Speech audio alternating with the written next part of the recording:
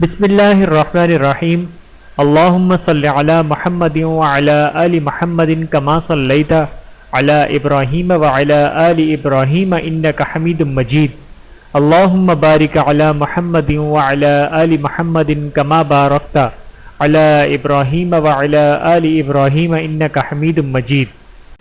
بسم اللہ الرحمن الرحیم۔ مختصر طہارت کے مسائل برائے خواتین، مستند فتویٰ جات اور کتب احادیث سے ماخوذ۔ بسم اللہ الرحمن الرحیم۔ جنابت کے مسائل۔ جنابت کے معنی ہے دور ہونا یا دور رہنا، کیونکہ جنبی شخص مسجد، نماز اور دیگر عبادات سے دور رہتا ہے۔ آسان الفاظ میں ہم یوں کہہ سکتے ہیں کہ وجوب غسل کی حالت کو حالت جنابت کہتے ہیں۔ نیز یہ کہ جس پر غسل واجب ہو جائے اسے جنبی کہتے ہیں، خواہ مرد ہو یا عورت۔ نمبر 1، جنابت کب لاحق ہوتی ہے؟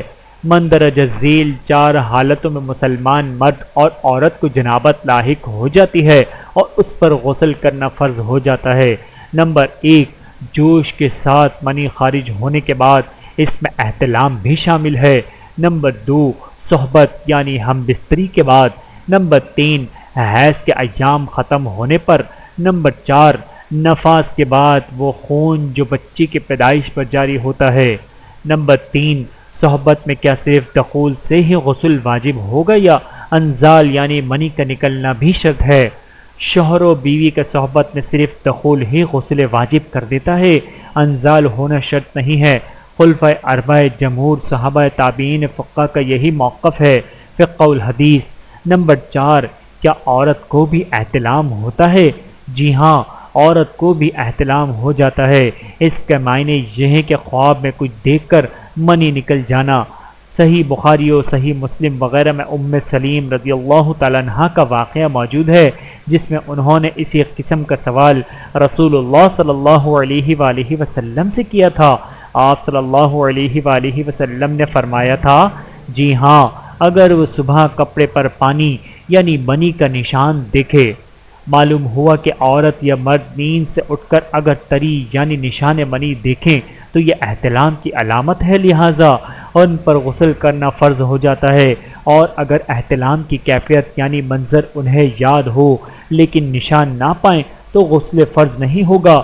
ایسی صورت میں شک کرنے کی ضرورت نہیں ہے۔ نمبر 5، جنبی عورت کی جنابت یعنی ناپاکی ظاہری ہے یا معنوی؟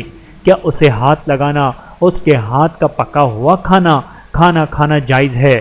جنبی مرد و عورت کی ناپاکی معنوی ہے، یعنی وہ عبادت سے دور رہیں۔ ظاہراً نہ تو ان سے ان کے ہاتھ ناپاک ہیں اور نہ ہی جسم و پسینہ۔ سیدہ عائشہ رضی اللہ تعالیٰ عنہ فرماتی ہیں کہ رسول اللہ صلی اللہ علیہ وآلہ وسلم نے مجھے کہا، مجھے مسجد سے ہاتھ بڑھا کر مصلی اٹھا دو، تو میں نے عرض کیا کہ میں حائضہ ہوں۔ اس پر آپ صلی اللہ علیہ وآلہ وسلم نے فرمایا، بلا شبہ تیرا حیض تیرے ہاتھ میں نہیں ہے۔ بحوالہ صحیح مسلم۔ سیدنا انس رضی اللہ تعالیٰ عنہ کی روایت ہے کہ یہودی حائضہ عورت کے ساتھ کھاتے پیتے نہیں تھے، تو رسول اللہ صلی اللہ علیہ وآلہ وسلم نے فرمایا، سوائے صحبت یعنی ہم بستری کے حائضہ کے ساتھ سارے معاملات پر انجام دے سکتے ہو۔ بحوالہ صحیح مسلم۔ یعنی حائضہ سے کھانا پینا، اٹھنا بیٹھنا، ملنا جلنا، اسے چھونا اور بوس و کنار وغیرہ سب باتیں جائز ہیں سوائے مجاہمت کے۔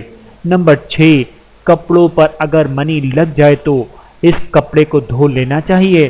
سیدہ عائشہ رضی اللہ تعالیٰ عنہ فرماتی ہیں کہ میں نے رسول اللہ صلی اللہ علیہ وآلہ وسلم کے کپڑے سے منی کو دھو ڈالتی تھی اور آپ اس کپڑے میں نماز پڑھنے تشریف لے جاتے تھے، جبکہ دھونے کا نشان یعنی گیلا پن کپڑے پر ہوتا تھا۔ بحوالہ بخاری شریف۔ یاد رہے کہ دھونا صفائی کے بنا پر ہے، جبکہ خشک منی کو خرش دینا بھی ثابت ہے، جس طرح کہ صحیح مسلم میں ہے۔ نمبر 7، جنابت کی حالت میں عبادت و تلاوت قرآن کا حکم۔ نیز قرآن مجید کو جنبی کا چھونا کیسا ہے؟ حالت جنابت میں عبادت بدنیہ، نماز وغیرہ نہیں ہو سکتی، کیونکہ عبادت کے لیے طہارت شرط ہے اور جنبی طاہر نہیں ہے۔ اللہ تعالیٰ کا ارشاد ہے، اگر تم حالت جنابت میں ہو تو پہلے طہارت حاصل کر لو۔ بحوالہ سورۃ المائدہ۔ نبی اکرم صلی اللہ علیہ وآلہ وسلم کا ارشاد ہے، یعنی بغیر طہارت کے نماز قبول نہیں ہوتی۔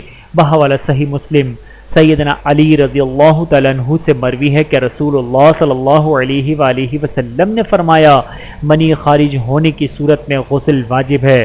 بحوالہ مسلم و احمد البتہ ذکر و اذکار اور زبانی تلاوت قرآن میں کوئی حرج نہیں، جس طرح کہ امام بخاری رحمۃ اللہ نے عبداللہ بن عباس رضی اللہ تعالیٰ عنہ سے تعین نقل کیا ہے کہ وہ جنبی کے لیے قرات یعنی قرآن میں کوئی حرج نہیں سمجھتے تھے۔ اسی طرح سیدہ عائشہ رضی اللہ تعالیٰ عنہ سے روایت ہے کہ نبی کریم صلی اللہ علیہ وآلہ وسلم ہر وقت اللہ کا ذکر کرتے رہتے تھے۔ بحوالہ صحیح مسلم یاد رہے کہ حیض نفاس کے علاوہ جنابت کو غسل مسنون سے علی الفوز زائل کیا جا سکتا ہے، اور پاکی کی حالت میں ذکر و اذکار اور تلاوت اولا افضل ہے۔ جنابت کی حالت میں سحری کھا کر روزہ رکھا جا سکتا ہے، مگر نماز کے لیے غسل کرنا ہوگا۔ جنبی کے بارے میں امام نووی رحمۃ اللہ فرماتے ہیں کہ اس کے لیے تسبیح و تحمید، تکبیر اور دیگر دعائیں اور اذکار بالا جمع جائز ہے۔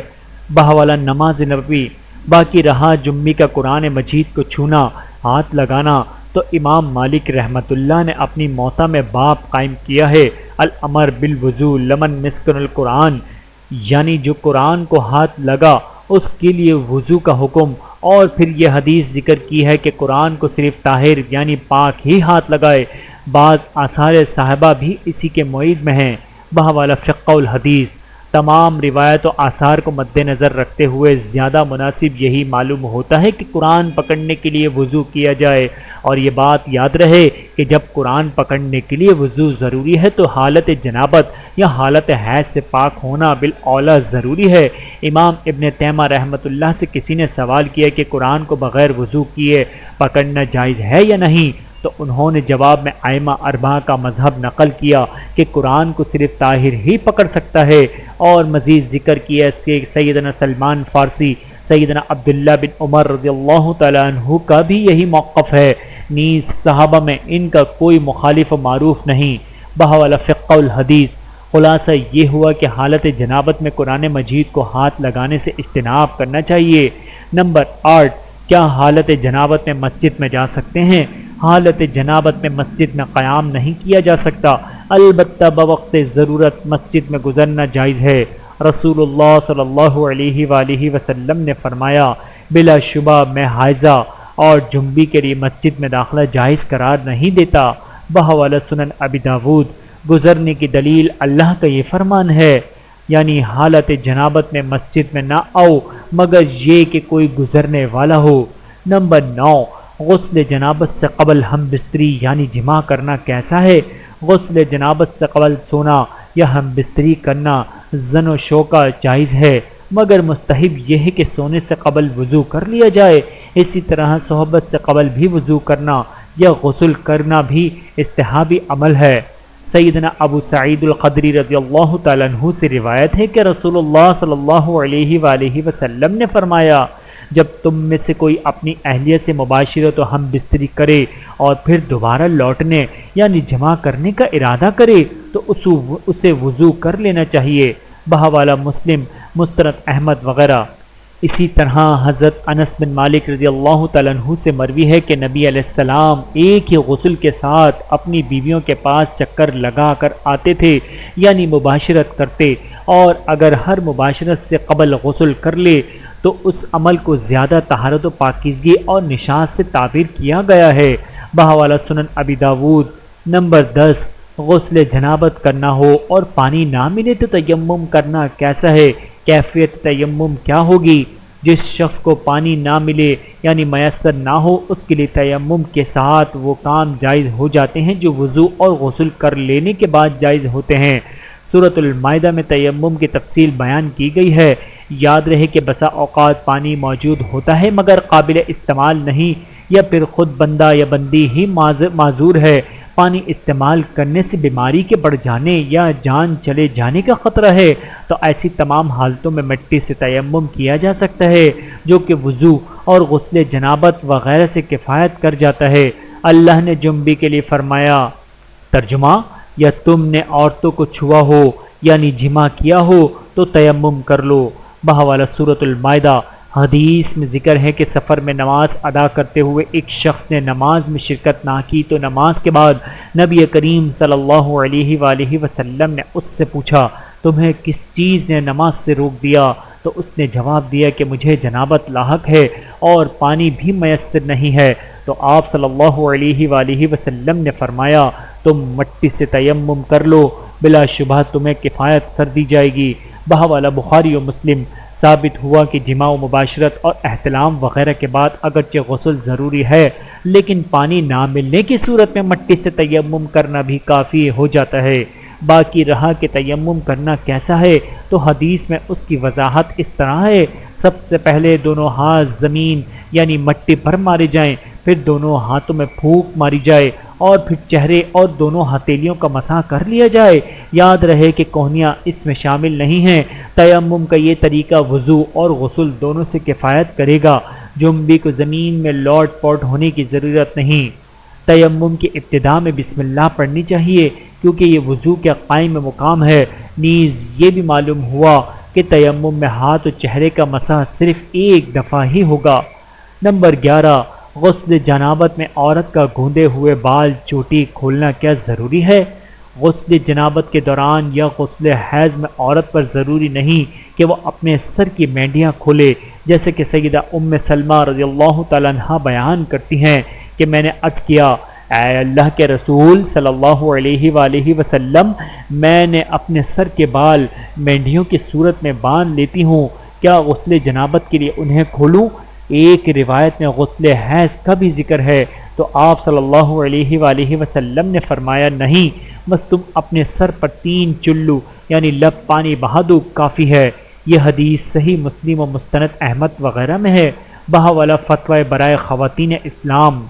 یاد رکھنا چاہیے کہ غسل حیض و جنابت میں پانی کا بالوں کی جڑ تک پہنچانا ضروری ہے، چاہے بال کھلے ہوں یا مینڈیاں بنے ہوئے ہوں، اس کے بغیر غسل نہیں ہوگا۔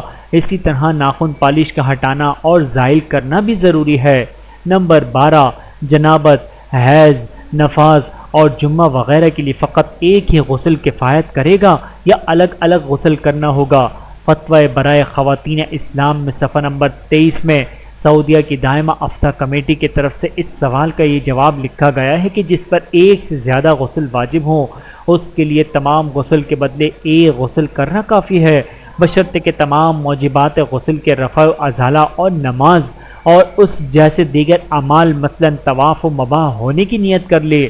نبی کریم صلی اللہ علیہ وآلہ وسلم نے فرمایا تمام عملوں کا دار و مدار نیتوں پر ہے اور ہر شخص کے لیے وہی ہے جس کی اس نے نیت کی ہو۔ نیز جمعے کے دن غسل کرنے کا مقصد غسل جنابت کر لینے سے حاصل ہو جاتا ہے بشرطے کہ غسل جنابت جمعے کے دن ہو۔ صحیح بخاری وغیرہ کی حدیث میں ہے، صحیح بخاری وغیرہ کی حدیث سے بھی یہی ثابت ہوتا ہے کہ نیت کے اعتبار سے ایک ہی غسل 2 یا زیادہ غسلوں سے کفایت کر جائے گا۔ واللہ اعلم بالصواب۔ نمبر 13، شوہر اور بیوی اکٹھے غسل کر سکتے ہیں یا نہیں؟ میاں اور بیوی کا اکٹھا ایک ساتھ غسل کرنا مباح و درست ہے۔ سیدہ عائشہ رضی اللہ تعالیٰ عنہا کی روایت میں اس مسئلے کی وضاحت موجود ہے کہ وہ عائشہ اور نبی کریم صلی اللہ علیہ وآلہ وسلم بسا اوقات اکٹھے غسل فرما لیا کرتے تھے۔ بحوالہ صحیح بخاری و مسلم۔ نمبر 14، جنابت کی حالت میں عورت کا ہاتھوں پر مہندی لگانا کیسا ہے؟ جنابت و ایام ماہواری کے دوران عورت کے لیے مہندی لگانا وغیرہ جائز ہے، اس میں کوئی حرج نہیں۔ جو اس سے روکتا ہے اس سے دلیل طلب کریں، بصورت دیگر جائز و مباح ہے۔ لیکن یاد رکھیں کہ اگر غسل کے لیے اگر یہ مہندی پانی کو جلد تک پہنچنے سے روک دے تو پہلے اس کا ازالہ کریں تاکہ غسل ہو سکے۔ نمبر 15، بلا وجہ غسل جنابت میں تاخیر کرنا کیا صحیح ہے؟ اگر جنابت رات کو لاحق ہوئی ہے تو غسل کو طلوع فجر تک مؤخر کرنا درست ہے، مگر طلوع سورج تک مؤخر کرنا صحیح نہیں ہے۔ اس سے قبل غسل کر کے نماز وغیرہ سے فارغ ہونا چاہیے۔ بلا وجہ حالت جنابت میں رہنا صحیح نہیں ہے، بلکہ ایک مسلمان کو پاک و صاف رہنا چاہیے۔ بلا عذر حالت جنابت میں رہنے پر بعض احادیث سے کراہت ثابت ہوتی ہے۔ ان میں سے ایک حدیث یہ ہے کہ جس گھر میں جنبی شخص ہو وہاں ملائکہ رحمت نازل نہیں ہوتے۔ بحوالہ سنن ابی داود۔ نمبر 16، حالت جنابت میں ناخن کاٹنا زیر ناف اور بغل کے بال وغیرہ صاف کرنا کیسا ہے؟ زیر ناف بالوں کا ازالہ خواہ کسی طرح بھی ہو، اسی طرح بغل کے بال صاف کرنا اور ناخن وغیرہ کاٹنا، یہ تمام کام ان سنن فطرت میں سے ہیں جن پر اسلام نے ابھارا ہے اور جن کی رغبت دلائی ہے۔ لیکن اس میں یہ قید لگانا کہ حالت جنابت و حیض میں یہ کام کیا جا سکتا ہے یا نہیں، درست نہیں، کیونکہ یہ تو جب ضرورت محسوس ہوگی ایک انسان اسے کرے گا۔ کچھ لوگ زیادہ صفائی پسند ہوتے ہیں تو وہ ہر ہفتے یہ کام کرتے ہیں، اور کچھ لوگ کم صفائی طلب ہوتے ہیں تو وہ اس میں تاخیر بھیجا کرتے ہیں، جبکہ رسول اللہ صلی اللہ علیہ وآلہ وسلم نے ناخن تراشنے، بغل کے بال صاف کرنے اور زیر ناف بال صاف کرنے کی مدت آخرہ 40 دن مقرر کی ہے۔ لہٰذا ایک مسلمان مرد و عورت کو ان باتوں کا خیال رکھنا چاہیے۔ ضرورت کے تحت زیر ناف بال، بغل کے بال کبھی بھی صاف کیے جا سکتے ہیں، اسی طرح ناخن بھی کسی بھی وقت تراشے جا سکتے ہیں۔ جنابت و عدم جنابت کوئی مسئلہ نہیں ہے۔ نمبر 17، زیر ناف بال بغل کے بالوں کی صفائی میں عورت کے لیے کریم، بلیڈ یا استرے وغیرہ کا استعمال۔ زیر ناف و دیگر بالوں کی صفائی کے لیے عورت کریم، بلیڈ، استرے یا کسی دوسری چیز کا استعمال کر سکتی ہے، اس میں کوئی حرج نہیں۔ مقصد بالوں کا ازالہ ہے، بال صفا صابن یا پاؤڈر بھی استعمال کیا جا سکتا ہے۔ سیدنا جابر رضی اللہ تعالیٰ عنہ سے روایت ہے کہ آپ صلی اللہ علیہ وآلہ وسلم نے فرمایا، جب سفر سے رات کو اپنے شہر میں آؤ تو اپنی بیوی کے پاس بغیر اطلاع کے نہ آؤ، یہاں تک کہ بیوی اس طرح استعمال کر کے اپنے زیر ناف بالوں کی صفائی کر لے اور اپنے سر کے بالوں میں کنگھی وغیرہ کر لے۔ بحوالہ متفق علیہ۔